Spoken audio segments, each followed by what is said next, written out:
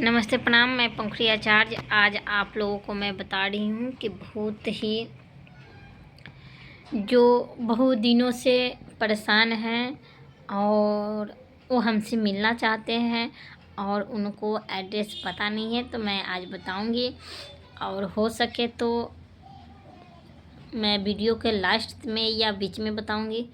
तो आप लोगों को मैं बता दूँ कि अक्सर कमेंट में ये आ रहा है कि आप लोगों को कि बीमारी है और बीमारी ठीक नहीं हो रही है और मैं आप दवा खाती हूँ, दवा लगता नहीं है शरीर में।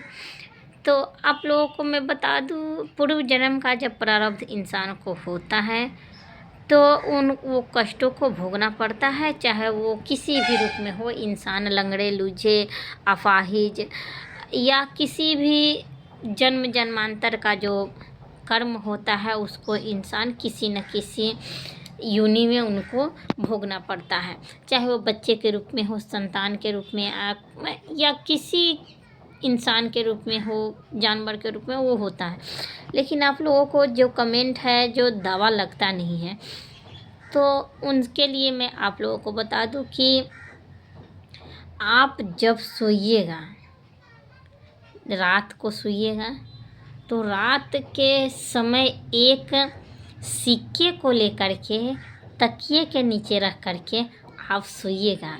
और सुबह उठते जो महिलाएं हैं तो वो झाड़ू बहारू करने के बाद, स्नान ध्यान करने के बाद वो सिक्के को ले जाइए किसी बहते हुए नदी में और अपने सर से 5 बार, 3 बार, 7 बार उबार करके बहते हुए नदी में आप प्रवाहित कर दीजिए। मैं दावे के साथ कह सकती हूँ कि आपकी बीमारियों में राहत मिलेगी और आपका बीमारी ठीक होने की रास्ते पर चला जाएगा।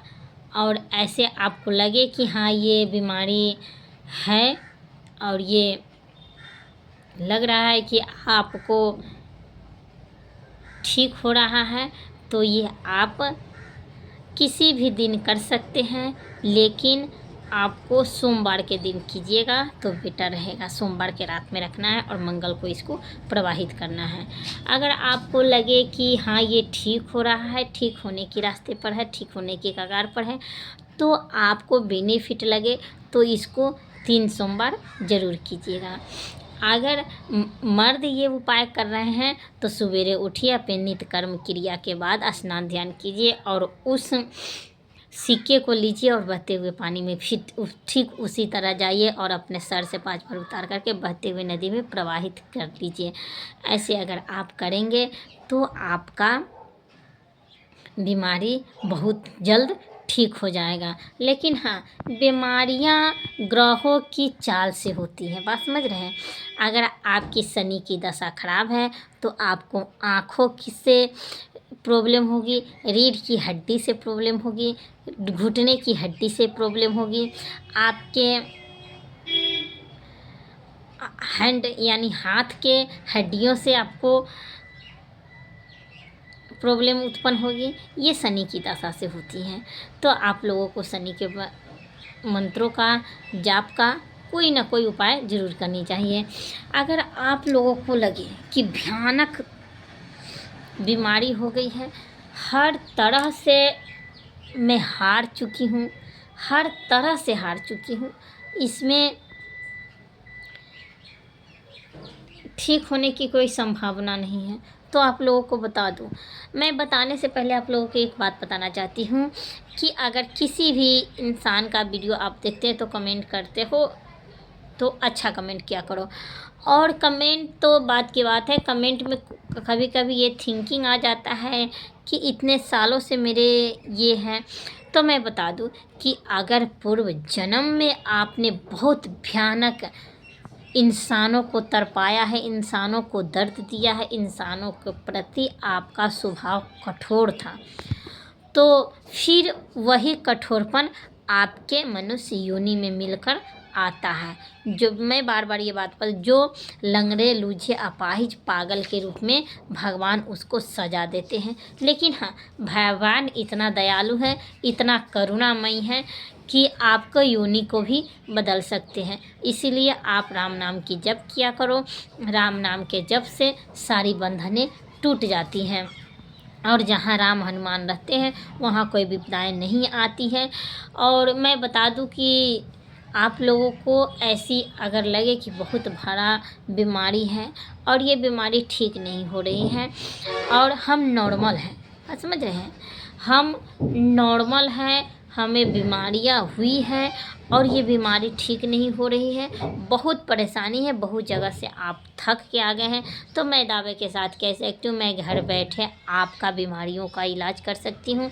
और मेरे ये उपाय अगर आपको लग गया, पता है किसी किसी को दवा भी नहीं लगता है, किसी किसी को दवा खाने पर, नहीं खाने पर भी बीमारी ठीक हो जाती है।